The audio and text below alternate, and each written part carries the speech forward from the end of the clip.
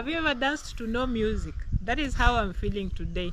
And on that note, I'd like to welcome you to this channel. Thank you for always coming by. I'm grateful for all the new subscribers and all those people who started right from the word go with me. I say thank you. So now, as I promised last time, I have a very interesting edition today that I want to take you with me. As you can see, we are in a very green neighborhood. Please, very green and healthy and cool and beautiful. That is exactly what you're getting today. So just come with me so that you get to see what we have for you today.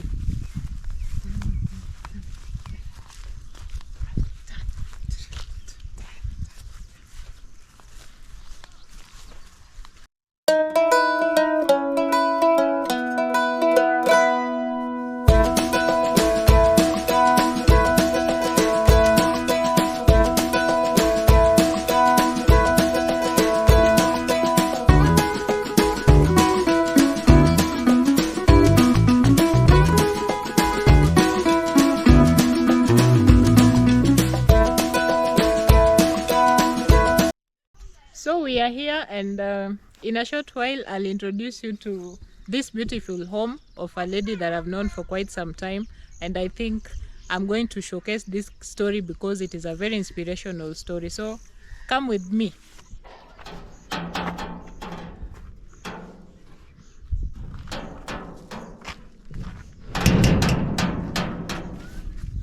Justin, are you ready for the interview?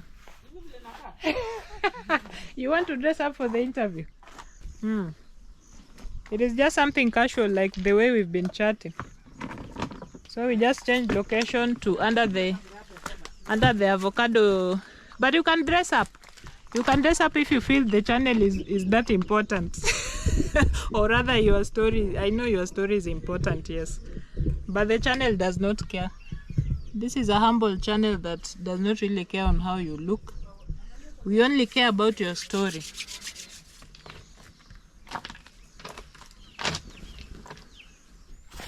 So let's walk around and see what is here in Justin's boma. Here we have a duck in a duck pond. And I can hear some more birds in there. There's another duck inside there. And I think chicken, because she's mentioned it. Yeah, there's chicken in there. This is lovely.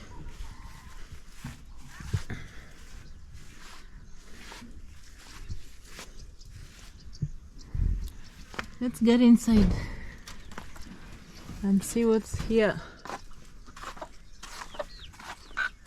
Hello, Mama Chicks. Mama Chicks, hello. You have a very cozy home. Justin, umewekea kuku hashienda? Kuku anaishi tu ndani ya hashienda. Yeah, ajui shida ni nini. Ona vile ako contented. Aki kweli.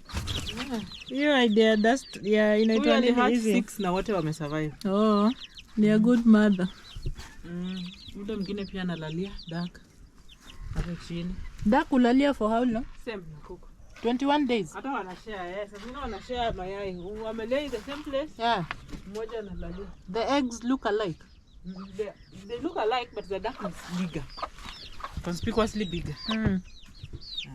Okay. Wacha wakae washienda bwana. Hii ni hashienda, imepita mtihani. Na huyu mwenzake amekaa standby kwa nini? Yes, ni the male. Oh, ni male. Wewe ndo mwenyewe, wewe ndo baba. So he sticks around for the 3 weeks. He's watching madam. Every time he's there. When does he eat? Sasa ile food imetolewa, hata huyo mama anatoka wanakula wanarudi. Interesting. And this one now is lonely. It's a she. Na ni msafi? Si wanagonga hapo kwa duck pond. Anaingia ndani. Hii ni maji tumeweka jana, ona blend. Poti pia ili outlive its usefulness in the house. Yeah, kwambia tulikuwa natumia poti za kutoa haikuwa. So what's its purpose in your chick? This is a chicken coop. I like that. Hii ni drinker. Mkae mkijua hii ni drinker. Ni kunywa maji. Inaitwa improvising. That is good. So unaona all my containers, this is a prestige. They've been improvised. Apart from this one. Ama hii ilikuwa gata. Hiyo nilipewa na. Hizo hata nilipewa na. Okay. Improvising. Yeah. That is it. That is it.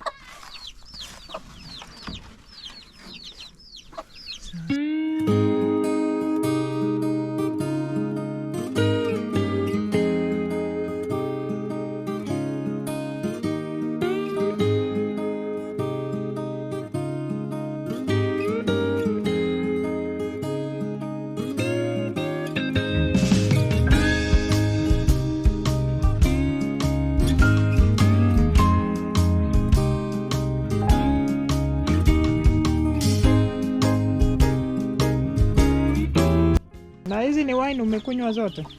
Hizi ni for deco. Oh. Hii ni for the deco business. Kukata na kuzipaka. So Roy is still alive. Very, very much alive. Tumetake to commercial break. I know. So, I already got someone who does professional cutting. okay, I remember cutting the bottles used to be quite a challenge for you. Yeah, it is. It's hard. Especially for the ones that are not round. This one. So now that you've identified a new guy, what about it? What about the bottle cutting? See now him, he can even cut them across like this. What does he use? He has tools specifically designed for bottle cutting. So you can even cut a shape out. Like you can carve this area like that and the bottle remains. Okay. The kienyeji one we were doing, you can't do that. So you feel like you'll delegate the bottle cutting sessions to him? Yeah. So just supply bottles and then go and collect the finished products. I tell him what I want and then I go and collect the finished. Okay. I like that. It's in Nairobi. So you don't think you can acquire the cutting materials yourself? I don't want to. I know that principle. I knew that answer even before it came. It will make my work complicated because I would then be doing everything. Yeah, I know that principle, and it hasn't changed all these years. I can see you planted kayapa. Yes, and then this is. And then orange. You planted it on the outside. Oh. Okay. This is an orange seedling. Yeah. Okay. I have a little bit of everything. I'm telling you. And then the dog's kennel. And then this is pilipili. This one grew on its own. I have noticed there are quite a number. There's another one behind the toilet there. And I don't even do pilipili. Oh. But my guests can enjoy. Has it given fruit yet? No, not yet. Not yet. This is kienyeji skuma. Yeah. Okay. The ones you get from Sakai.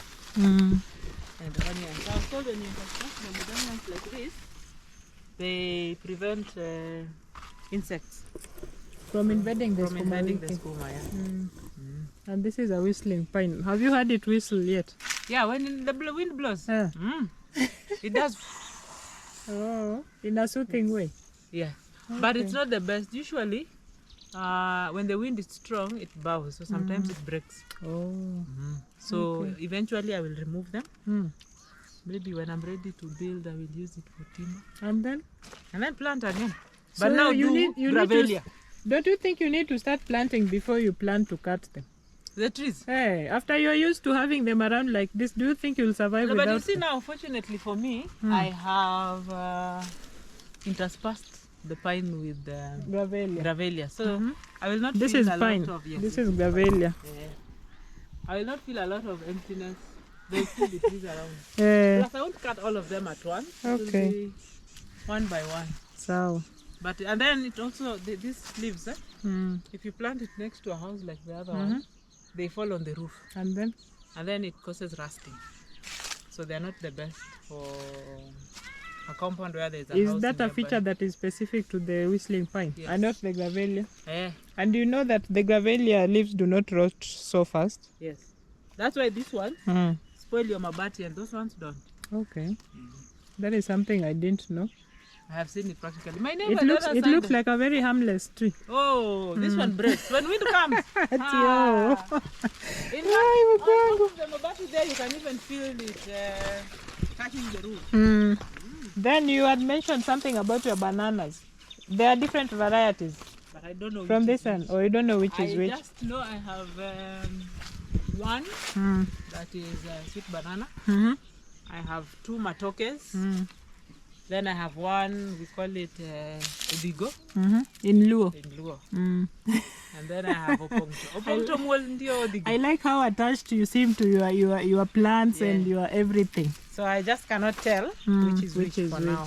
You are just waiting for the fruit, and then at that point you'll be able to know. Although this one I have eaten. This particular one. Oh yeah. This one I have There's eaten. Evidence here. Yes. Kwa nini huku nisambazia? It was a small Mimi nadhani mimi ni shareholder kwa hii board. Alafu you just eat banana without notifying me. I will bring for you. I know the next one will be big. Okay. That one was small. But this is the ordinary. You see the banana that has dots. I don't know what it is called. When it is ripe. Yeah, when it is ripe, it has dots. Okay. I don't know what it is called. It is this variety. That is the one. So at least that one I am sure because I have eaten. So you do not have a type that is eaten green? Matoke. Matoke is the one that is eaten green. I have. And you don't know which one it is? When they're ready to eat, I will. This time make sure umeniita. Please. Ndakuita. So that the shareholding becomes... Leo nikutolee cassava, sindio? Haya tuende. Ama utakula cassava. I'm enjoying this. I hope my viewers are also enjoying this. You see with me is Justin. This is Justin. Justin, introduce yourself. And say what? Anything. Hi, I am Justin. Yes. Awino, Cynthia's friend. We've been friends for years, hustling and hustling just had to life. Come first before anything else. Yeah. And so, living life. This one here, she's just diluting the introduction for nothing. This one is a very strong lady. That one I'll tell you for free. And if she's free enough to tell us her story, then you'll get to hear what I mean. In the meantime, let us enjoy the green and the lovely potatoes. Home. Yeah, we have sweet potatoes here.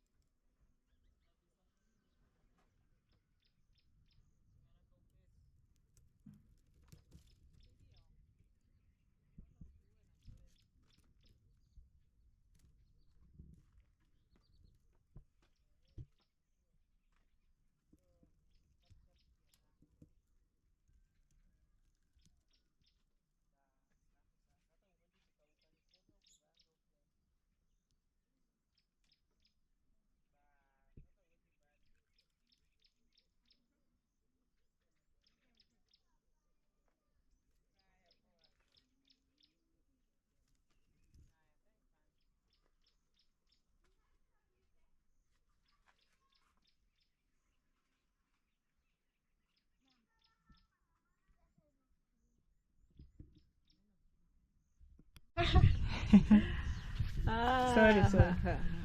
Okay. Yeah. English, so we are sitting, of course, English. Yes.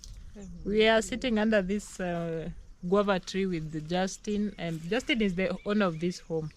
By now, I'm sure you'll have seen the parts of the video where she showed us around. It's a lovely home, very humble and peaceful and lovely. And right now, I'd like to talk with Justin so that you get to hear her side of the story, how she came to be in this situation. Depending on how much she'll want to share with us, I'm very sure that it is going to be an inspirational narrative for you. So Justin, karibu.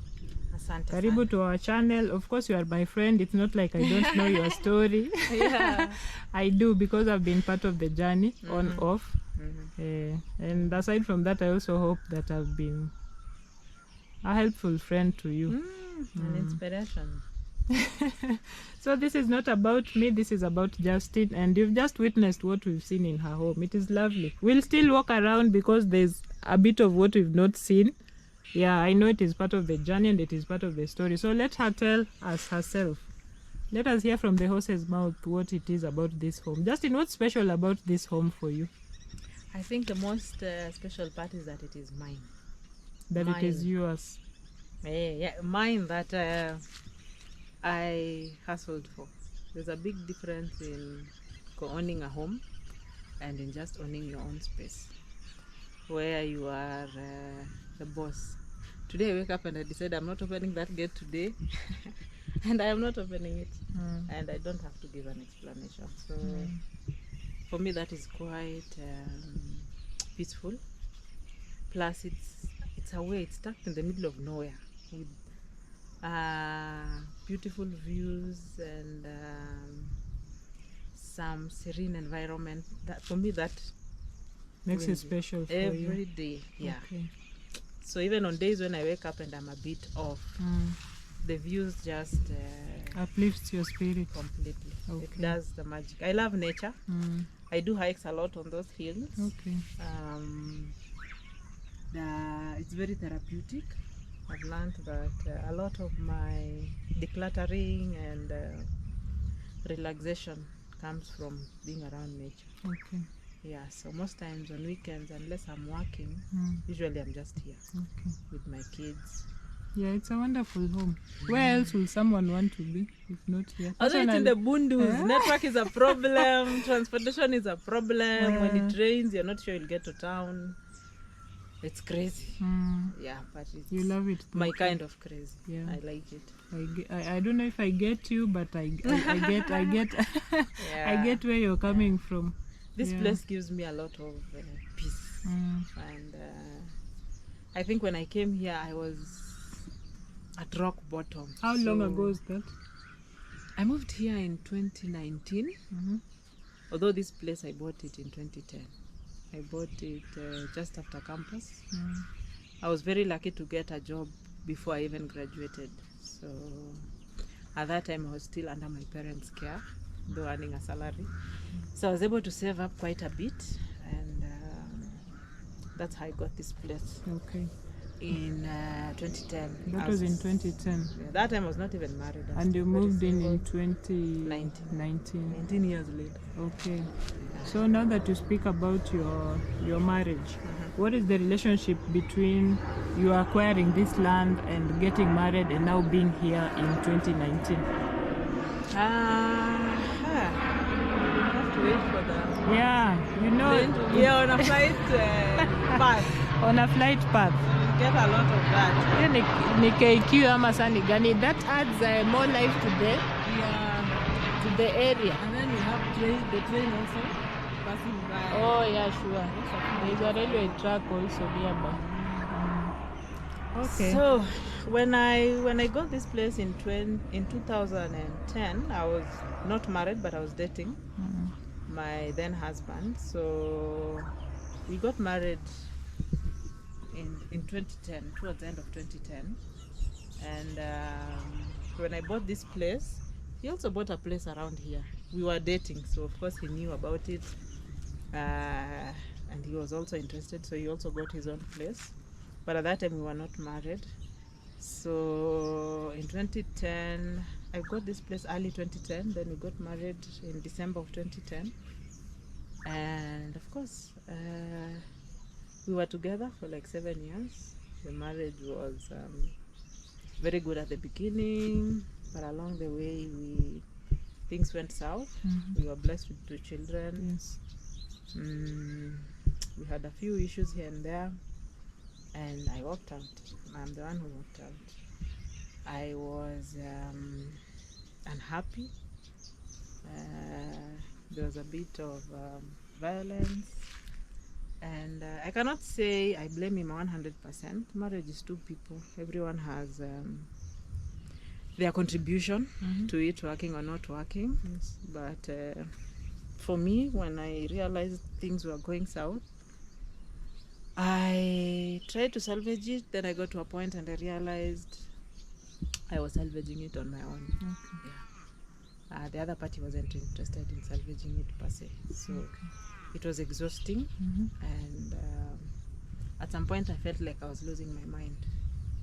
So I left and I moved back home with my parents and the kids, of course. At that time I was jobless. I didn't have a job. My contract had ended with my former employer. I was broke. You know, there's a time when you're jobless but you have some savings. This time I was down. Broke. Yeah. This was now in 2017. Okay. Yeah. 7 years later. So I moved back home with my parents. Things were thick for me. He took the kids at some point and he stayed with them for about 3 years. At that time I didn't fight for the children because mentally, physically, emotionally I was a wreck. Okay. So I cannot actually say it was a bad thing that he took them. It was a very lonely and very painful time of my life. There are times I blame myself for not fighting, but I realized to be able to fight, you have to have the strength. At that time, I didn't have strength. So I let them stay with him. One good thing about him is that when it comes to the children, he is an awesome dad. That I would give him any day. So even though I was far from them and I knew they were missing a mother figure, I was not mentally in a state where I would be with them. So I let him stay with them for 3 years, and during this time I worked on myself. I went through therapy, I prayed, I fasted, I just had time to be alone and figure out what I wanted and see whether I was really done with the marriage or I wanted to try it one more time. But from 2017, 2018, 2019, I was at home with my parents, figuring myself out. Then I got to a point and I realized the marriage was done. It was dead. There was no going back. He had moved on, fortunately, but unfortunately. He had already remarried, so it was done. Yeah, there are times when I'm a fighter. Those who know me know I am a fighter. You are. I fight. But I've also learned that for any battle to be successful, you have to decide beforehand whether it's a battle worth going into. Because sometimes you don't need to fight. Sometimes you just let things be. So at that point I realized there was no more fighting. It was done. I needed to pick up the rest of my life, put it in order, and continue. Yeah, so this land was there. It was just there. It was fallow. There was nothing much on it except for the well. So I thought, I looked at my situation. I was in my 30s, living with my parents. It wasn't the best life at that time for me, or at least that's what I felt. So one day I just woke up and decided I needed to get out of my parents' house. And it was hard telling them because they felt like I was not happy living with them or I was frustrated. But the truth is I was not. I was very happy, very peaceful, and they took very good care of me. They took me in like they had missed me, and I felt very at home. But I avoided the danger of being comfortable. I was settling down, and that was not the direction I wanted my life to take. So yeah, I was in a chama. I went and took a chama loan, built a mabati. Initially it wasn't the structure you're seeing here. It was just a one-room structure. I remember. Yeah. Without windows, just one door. And yeah, I moved in. I didn't have a fence. I just said, you know what, I have to start from somewhere. Otherwise, I will stay with my parents for the rest of my life. That's not how I wanted it. Plus, I needed to put my life in order so that I could get my kids back.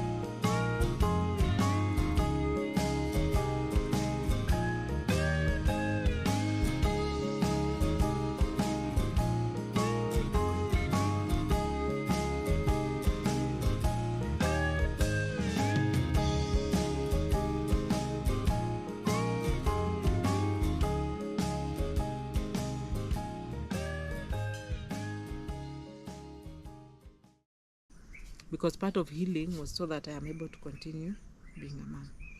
I was no longer a wife because being a wife wasn't going to work, but I'm a mom, and there's no holiday from that. There's no shortcut. There was no relenting on that one. That one I was clear about. So I moved here in 2019. At that time, I was doing business. I started an interior decor business. So that was what was sustaining me at the time. Yes. So I moved to Kibos and started putting my life together, started making the place a bit habitable. And then in 2021, just after Corona, no, in 2020, I decided to get my kids back. So I started the legal process, and I went to court to seek custody. We got 50-50% custody. And yeah, so now we are co-parenting. The kids are with me during the school days. Okay. They're with their dad on weekends when he's around and during the holidays. Okay. And so far I can say it is working. It may not be 100%, but it is better than what we had before. Yes. And I am grateful that we have finally come to a place where we are talking and we are able to have conversations. And we have decided to be sober about raising the children. So this is not about us, this is about them. And as a dad, he's doing a good job. I would give that to him.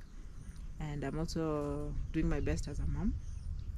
And yeah, at the end of the day, we are parents. We have functions in school. We attend them as parents. And I believe sometimes if it's not working in a marriage, it's not something to die for. Just let it be. We're actually okay now. Yeah. Thank God for that. Yeah, we're actually okay now. So Justin is a very good interviewee. She's actually not an interviewee anymore because she's doing the narration herself. I thought I'd have to ask a lot of questions, but I'm happy that she's just talked about. I've let her talk about everything that she felt she wanted to say. And in between, I've noticed that she's taking deep breaths. I don't know why. Why are you taking deep breaths after a while of telling me what has happened all through? I've noticed in between you take breaths and then you continue talking. Yeah. Is there a particular reason why you think you're doing that? Are you anxious? Are you relieved? I think it's What relief. is it? Relief. That feeling of That finally it's a things nice are... feeling to finally be able to talk about something so flawlessly. Okay. Without breaks, without stammering, without having to think through something. Okay. Because I have owned my story. It is my story. I cannot change it. I cannot edit it. I can only focus on the future. True. Yeah, so there's a time I couldn't talk about it. I wouldn't even agree to interview. I remember such times. There were times I could ask Justin, how are you feeling? What do you think will happen? And she says, I don't know. I'll just take a day at a time. She's someone who keeps saying, I'll take a day at a time. And I think her taking a day at a time is really working good for her, in my opinion. Yeah. Okay. Yeah. So I am in a good place. You are in a good place now. The divorce was finalized this year in February. So yeah, it's a nice feeling. I am free. I have no hard feelings. At some point I was so angry at myself, at him, at his family. But I think pole pole, I am accepting things are falling in place. Yeah. Where do you think the children stand as at now in comparison to what it was before? You see, initially we were fighting a lot. Yes. We were angry at each other. So of course it affected the children. And part of why I'm so happy about the healing is that we are at a place where even the kids know mommy and daddy are not together. But this is still daddy and this is still mommy. They know. And they know everyone has their place in their lives. Okay. So was there a time you sat the children down and told them, now look, this is what is happening? Or it wasn't, it's not a point in time where I can say we just sat and talked. But it's a gradual process. As things unfold, we talk about things. I don't make it look like an interview. it's conversation. Okay. So we have them a lot so that it's not uncomfortable. You know, when you sit them down and it's like an interview, then sometimes it becomes very awkward. Sure. But when it just flows, sometimes we probably they've been asked in school to talk about their clan. My clan is not their clan. Their clan is from their dad's side. So I tell them, let's call daddy and find out what your clan is. Yeah, and they call him because they know at the end of the day that is their daddy. And that cannot be taken away from them. And in therapy, one of the things I learned is the biological father is not replaceable. And the day that hit me, everything else fell into place. Would you recommend therapy to people who are in situations like what you've had to go through? It is important. It is important, no doubt. Because sometimes you're looking at things from one point of view. I remember I went for therapy, and it is my mom who actually initiated the process. But even when I went for the court case, my lawyer, she was a very good lady, she's called Paris. Paris took me through therapy even before she handled my case. And she told me two things. One, you cannot change the father of those children. And that is usually where most women go wrong. You try to make him look bad before the children, it will not work. That is their father and there's nothing you can do about it. And then two, she said, put your finances in order. So that in case you are fighting or wrangling about finances, you limit your fights. So things that you can control, you control. If they're in a school you cannot afford and you are seeing he's not very supportive, take them to a school you can afford, so that you are not fighting about school fees. And she said, me, Paris, will not go to court again to fight your ex about school fees. I don't do those battles. I will bring the children back, that I promise. But I will not go to court because he didn't pay school fees. I want you to do that if he fails. And I said, fine. Okay. Yeah. And I embraced that advice and it has done wonders. Yeah.